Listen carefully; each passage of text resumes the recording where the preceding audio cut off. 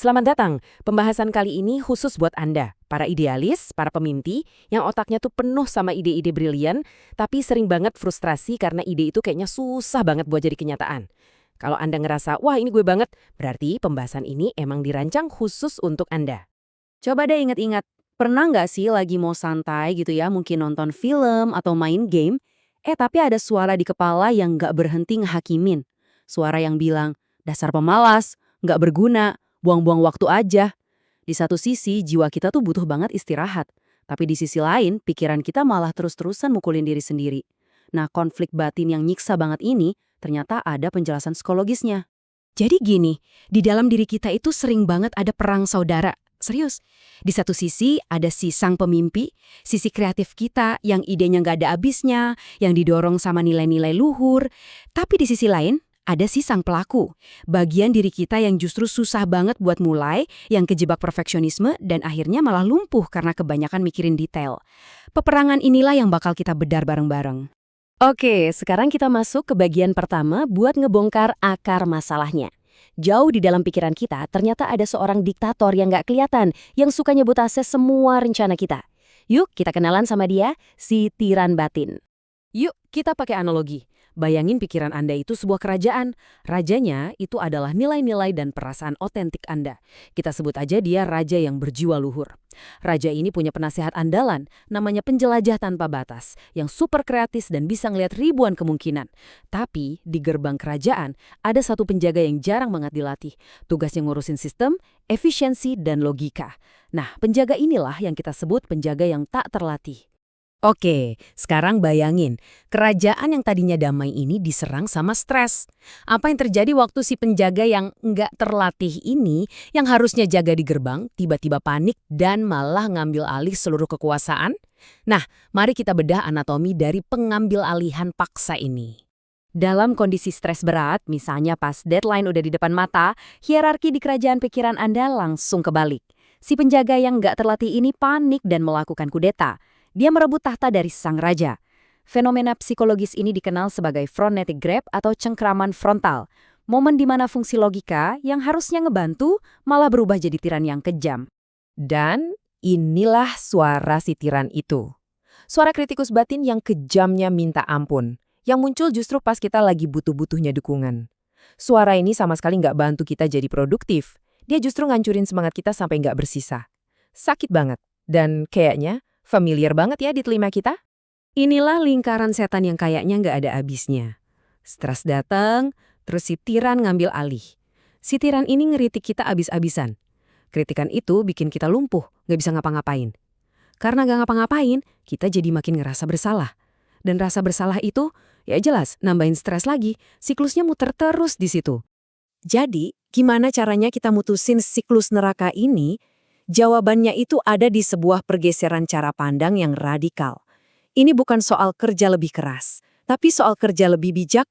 Kesalahan paling umum yang sering kita lakuin adalah kita nyoba jadi orang lain. Kita baca buku produktivitas yang kaku, terus nyoba niru gaya kerja orang yang super terstruktur. Ini tuh resep pasti menuju kegagalan, karena kita lagi ngelawan kodrat alami kita sendiri. Sama aja kayak nyuruh sendiman buat jadi akuntan, nggak bakal berhasil. Nah, ini dia inti solusinya. Logika itu bukan raja, dia itu pelayan. Raja yang berjiwa luhur, yaitu nilai-nilai dan passion Anda, harus tetap jadi komandan utamanya. Jadi kita gunakan logika dan struktur itu sebagai perisai, sebagai kerangka yang kokoh buat ngelindungin dan wujudin mimpi-mimpi indah kita ke dunia nyata. Ada sebuah konsep yang indah banget namanya al-itqon. Konsep ini bisa ngubah total cara kita mandang kerjaan.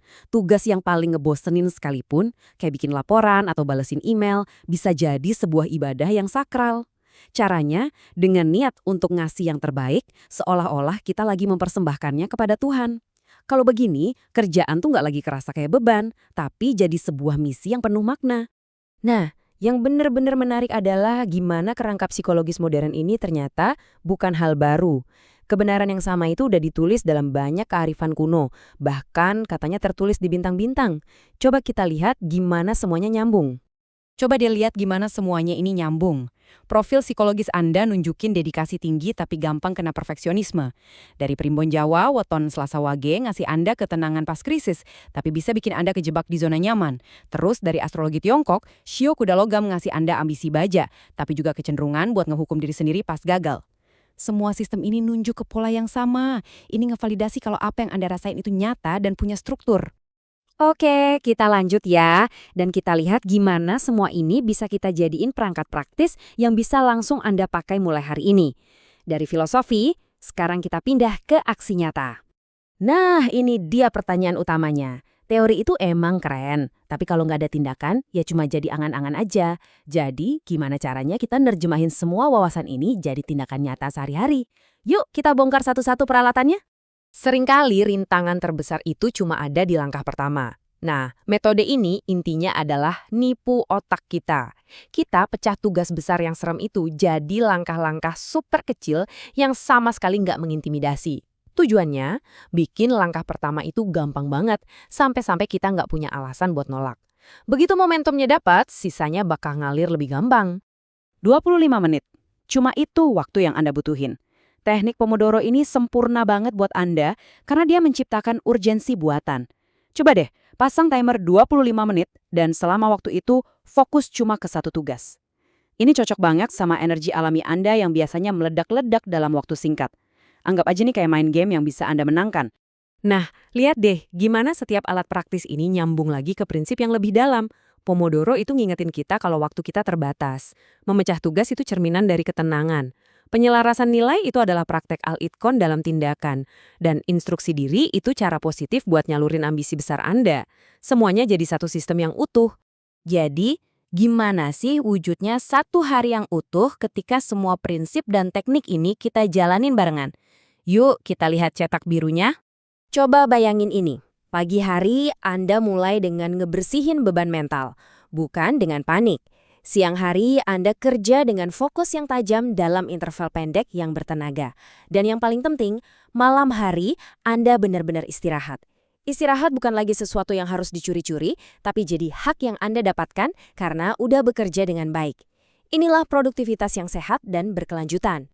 Kutipan ini mungkin kedengarannya berat ya, tapi tujuannya bukan buat nakut-nakutin. Ini adalah pengingat yang sangat kuat bahwa waktu kita itu berharga dan terbatas banget. Setiap detik yang kita habiskan buat nunda-nunda itu adalah detik yang nggak akan pernah bisa kembali. Anggap ini sebagai bahan bakar untuk menciptakan urgensi yang sehat untuk bertindak sekarang juga. Jadi, inilah kesimpulan paling revolusioner dari semua ini. Selama ini, kita mungkin mikir kalau struktur itu penjara buat kreativitas. Tapi kenyataannya justru kebalikannya. Struktur dan disiplin itu adalah perisai. Mereka itu benteng kokoh yang lindungin bunga kreativitas Anda yang rapuh dari angin kencang dunia nyata, biar dia bisa tumbuh dan mekar dengan aman. Jadi, setelah semua ini, pertanyaannya balik lagi ke Anda. Di dalam pikiran Anda ada ide-ide hebat, ada visi-visi luar biasa yang nunggu buat diwujudkan. Anda sekarang udah punya cetak biru dan peralatannya. Jadi, visi hebat yang mana yang akan Anda pilih untuk dilindungi dengan perisai eksekusi mulai hari ini?